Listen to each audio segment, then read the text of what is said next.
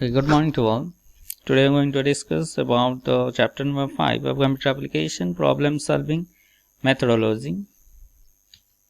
So in this chapter we're going to focus about algorithm, pseudocode and flowchart, program generations of programming language, structure programming language, examples of problem solving through flowchart. So first we can come to the what doing the algorithm. What is the algorithm? Now algorithm is a procedure or formula for solving a problem. It helps the programmer in breaking down the solution of a problem into a number of sequential steps, and it is a step-by-step process. So algorithm is nothing simple, it is a step-by-step process which is used to solve a particular problem, right? So when solving a problem, it is possible to have more than one algorithm to provide the required solution.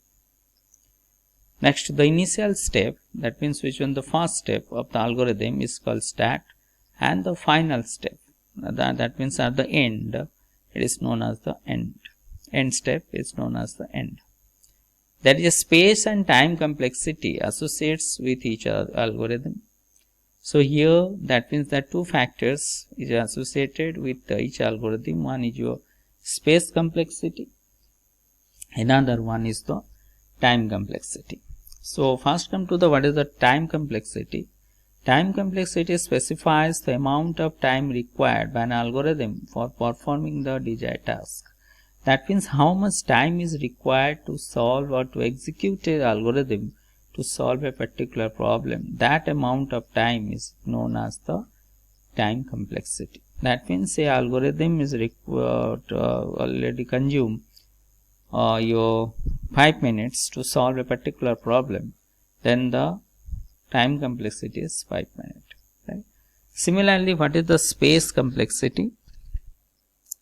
Now, to execute a particular program or to execute a particular algorithm, how much space or memory space is required to execute that program or the algorithm is known as the space complexity. So, the algorithm that takes a less time, requires less memory space is the best one, right? So time complexity, the amount of time is required to execute a particular program, and specific space complexity is the amount of memory space is required to run the particular algorithm within the memory. So that two things, one is the time complexity, another one the space complexity.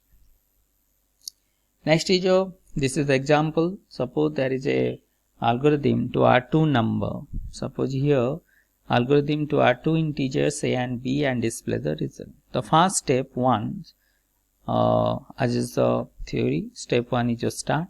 Step 2, accept and read a and b, right? Because you have two integers to add them and get the result. So you have to input two values a and b here, right? A and b here just two variables which is used to enter two different values against a and b.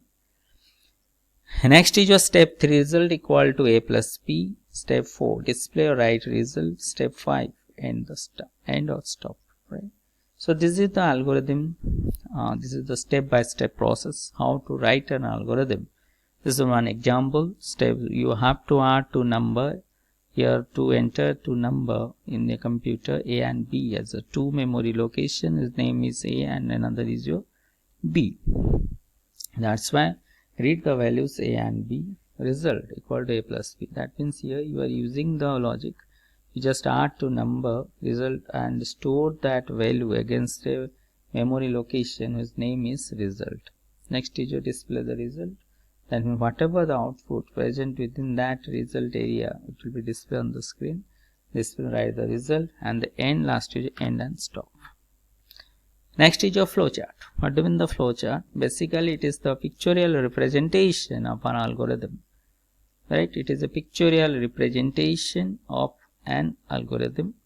A flowchart involves number of diagram symbols for representation of different operations involved in the solving problems. So this is the flowchart. A flowchart indicates the flow of operation of an algorithm. A flowchart also starts with a start symbol and ends with a stop symbol. Following symbols are used in the flowchart. So what do you mean the flowchart? It is a pictorial representation of an algorithm, because algorithm is a step-by-step process. Suppose you want to represent this algorithm as a pictorial, that means that you are using different symbols. So let's look about the symbols. First is this is the start and terminal symbols. This is the ellipse symbol, start and terminal. That means when you start the flowchart, you use that symbol. When you end the flowchart, you use the symbol. This is the condition. This is the rhombus. This is the conditional symbol. That means if A greater than B, if A greater than equal to 18. This type of decision. When you are using the decisional statement or conditional statement, in this case you are using this rhombus. Next is your parallelogram.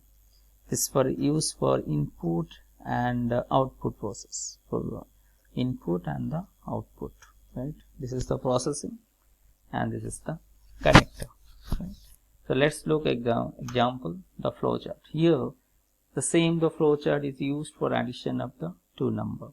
That was the algorithm. What is already seen, that was the algorithm, and this is the flowchart.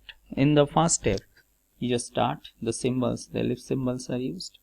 Next, you input to number. That's why you're using the parallelogram. Input to number. Number 1 equal to value 1. Number 2 equal to value 2. Then you processing. That means here you are using the logic. You have to add to number and store the value against the result. So result equal to num1 plus num2. Next, again you have to reduce the output. That means display the result. This is also the parallelogram to display the result and the end. Yeah. So this is the flowchart of addition of two number. Next is this is another example, computing n factorial. Right? How to calculate the factorial of number, n factorial. Here the start. This is the read n, initialize k equal to 1, fact equal to 1, fact equal to fact. Here read n. What is the formula of the n your factorial? Suppose you want to find out the 5 factorial. That means you have to multiply the 1 into 2 into 3 into 4 into 5. Otherwise 5 into 4 into 3 into 2 into 1. Both correct case it will be correct. Right. So here read n. What is the n? Suppose you want to calculate the factorial of the 5. Here n equal to 5 as example. Initialize k equal to 1. This is the counter. K equal to 1 and fact equal to 1. What is the k? Now k value is a counter. Counter means suppose you are you have to calculate the factorial of the 5. That means 1 into 2 into 3 into 4 into 5. That means that counter is used to change the position of that series. Suppose the counter is present in the 1, then 2, then 3, then how to move that counter from 1 to 2, then 2 to 3, 3 to 4, 4 to 5.